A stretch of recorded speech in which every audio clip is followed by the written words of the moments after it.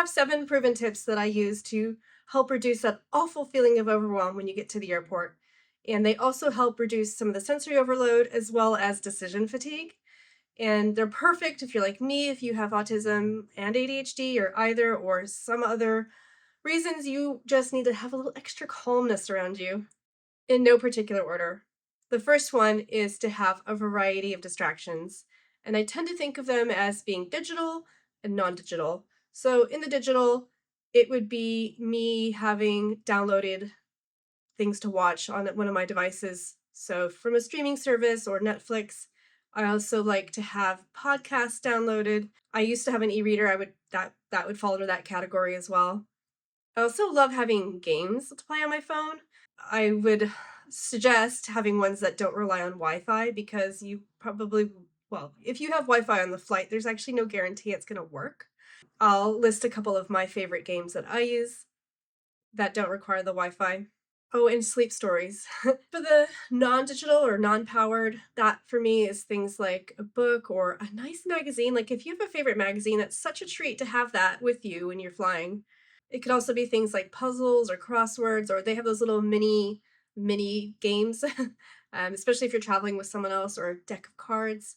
I guess if you're traveling by yourself, you could always take your chances with the person sitting next to you, but yeah, I probably wouldn't.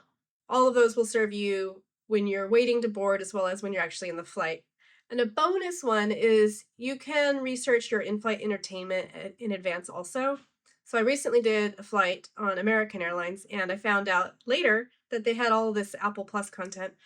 So I'll know for next time.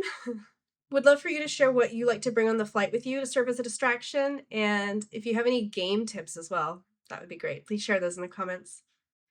The second one is to get a sunflower lanyard. It seems like it's still catching on, but it feels like it's more and more widespread, and staff are definitely aware.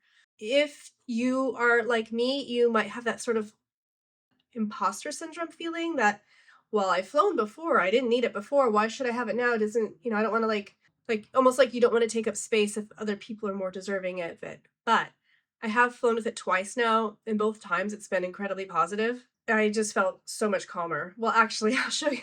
I filmed a bit at the airport. I recently flew from Orlando to Dallas, and I wore my lanyard going through security, and here's what happened. Hey, so I'm at Orlando Airport, and I'm wearing my lanyard, and I went to check in security. Okay, I don't know why I was getting emotional there, but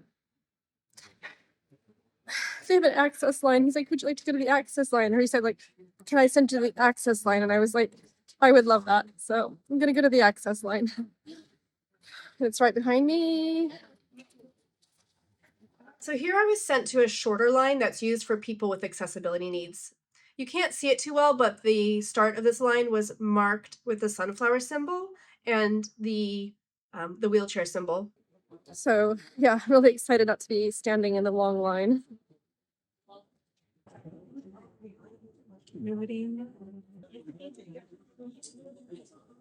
That went better than I thought. I don't normally fly domestically, so the rules are unfamiliar to me. And if you didn't fly very often at all, it would be the same situation where you're not really sure what you're supposed to do. So, but yeah, the person at security, he basically walked me through, what to do. I asked questions. Do I take my laptop out? Do I take my liquids out? Yes to the laptop, no to the liquids. Shoes had to be off, so that's different than Europe. It was fine, but it made a huge difference having been in that special queue, knowing they could help me, and I didn't have people all around me. So yeah, it's just one of these things where it's like I'm becoming just more aware of how distressing it was. Anyway, essentially it meant the difference between standing in a big long line and having security staff, barking at me versus I had a really sweet person who was very helpful. And if you don't see the sunflower symbol, perhaps look for the wheelchair one. Either way, staff should know. I also think if you use the word access or accessible, that should also get you pointed in the right direction. So if you're boarding with your lanyard, it didn't seem to make a big difference this time, but there's a reason why. But I feel like if you have the lanyard, if you wanted to ask to board early, you could. And that's if you wanted to get your bag overhead settled and just get into your seat and calm down before the flight actually gets going. Otherwise, if you're like me, this last trip, I just chose to be last, checking my bag at the gate because they needed people to do that because we were going to run out of space anyway. I've also read that the TSA pre-check eliminates the need to take off belts and shoes. I haven't I haven't tried it for myself, but maybe it's something that you could do. My third one is to pack an amenity kit. So if you've ever flown business, or if you're really lucky if you've flown first, then you'll know that they often give you like a little bag, and it contains some nice essentials like a toothbrush and toothpaste, socks, I don't know, headphones, earplugs, eye mask, moisturizer, lip balm. It kind of depends. I'm showing you some from flights that I've taken in the past. I actually prefer to bring my own stuff because it's less wasteful and it's stuff I know that I'm gonna like. Especially if you're taking a longer flight, make sure you pack up all of your little essentials that will make your flight more comfortable. A lot of people like to bring like face wipes or something that has a nice smell. Someone was describing how they just had a nice, I don't know, essential oil or something, and then on their scarf, and then they could just wrap it around their face if they needed that familiar scent, as opposed to whatever scent is going on in the air. Always traveling with noise canceling headphones or earbuds. I also have just normal earplugs if I decide I need to sleep, and they're more comfortable if I'm on my either side. I mean, I guess this is getting into beyond the amenity kit, but I also recommend having a long sleeve top and or trousers with you, probably because it can get really cold once you get up at a cruising altitude. Outside air temperature is what, like minus 50 Fahrenheit? You definitely want to be layered up for comfort at that stage. The next one is extras that are going to cost you more and weighing up the cost versus the benefit. Okay, the first one is to fly direct if possible. I know that it's sometimes cheaper to fly with a connecting flight, but I just feel like it's extra stress and disruption. It would have to be pretty substantial savings in order to feel like that would be worth it. The next one is I always choose my seat in advance. I don't know if this is an autism thing, but I like to know exactly where I'm sitting because I have a dodgy leg. And before, when I was saying I didn't want to stand in a long line, it's because of that, part of it anyway. And I always need to have the aisle seat with my right leg being able to stretch out into the aisle. And I like to be able to get up and move around. I feel like, yeah, it's just like a bit of claustrophobia otherwise. And I'm so glad I did book this aisle seat because on my last flight, there was a man sitting next to me, and next to him was a toddler. And for part of the flight, this man was actually holding his baby. His wife was in the row above, ahead, I mean. And yeah, I mean, I can't imagine having to ask a man with a sleeping baby to move so I can get out and use the restroom. So anyway, I'm really glad I did that. You shouldn't need to pay for priority boarding though, because if you have the Sunflower lanyard and you know it's recognized at your airport, which I'm almost positive it would be at this stage. And yeah, I don't think you need to pay for priority boarding. Another extra is you might have to pay to check a bag. And usually it's cheaper. I'm pretty sure it's usually cheaper to plan that in advance, unless like you did what I did, which is to check it at the gate. But that's not always an option. And it certainly wouldn't be an option unless it was carry-on size to begin with. I guess that leads to my next point, number 5, that you choose the luggage that works for you. So it is very, very comfortable and easy to have a little small wheeled suitcase that fits overhead and have your personal items sitting on top of it and wheel it around, and that's all fine. But you do need to be able to lift it overhead. And that might be tricky. It is for me sometimes. So I I think the thing to do is to try a dry run with all of your packing and just be sure up front like what you're bringing and how much it's going to weigh and whether you can move it all around by yourself. There's no badge of honor by traveling only light with carry-on. I think it's a lot more convenient to be sure, but also if you have a long trip or you have lots of activities in that trip, you're going to need extra clothes. Like my 3.5 month trip, I had way too many activities and I had to actually buy a suitcase. And I'm like, that's not ideal, is it? So reduce the number of activities if you can so you can pack lighter, but otherwise don't worry about it. Pack what you need, prioritize your comfort.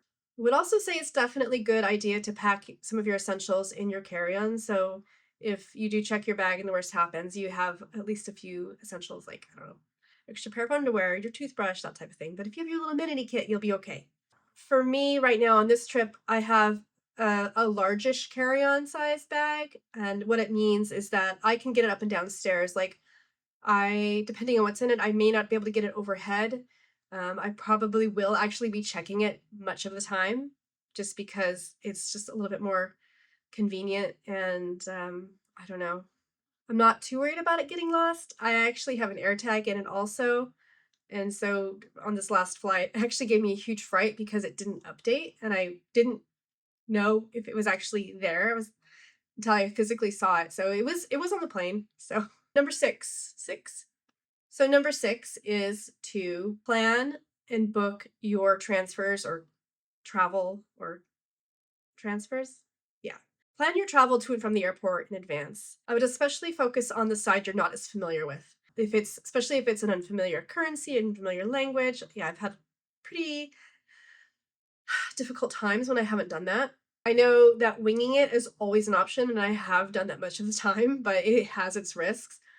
You know, when I've landed at JFK, it seems like there's always the longest line to get to Yellow Cab. And I never did figure out how the rideshare apps work at that particular airport. The experience with rideshare apps can be hit or miss. So the app to choose is going to depend, like the availability depends on where you are.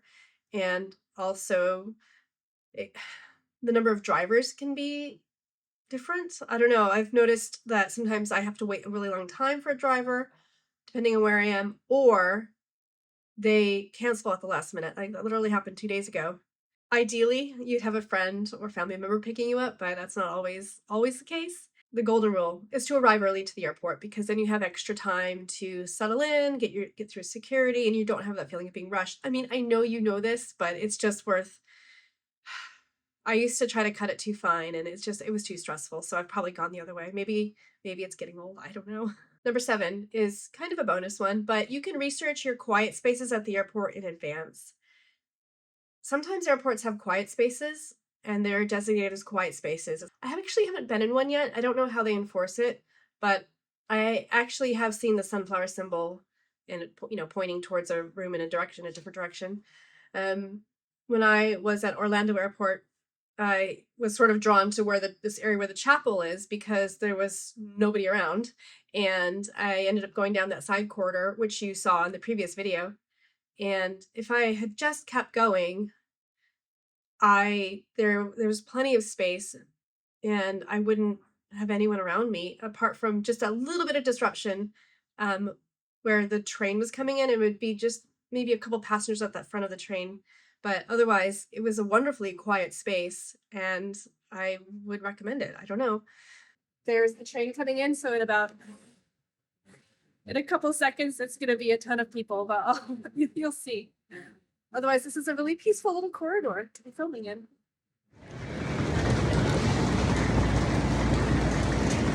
Gate 30 through 59. I mean, the first time that people started pouring out of the train, I was taken a little aback, but after that, I knew what to expect. If you find a quiet gate that's unoccupied, you can have a lot of space around you, which is really nice.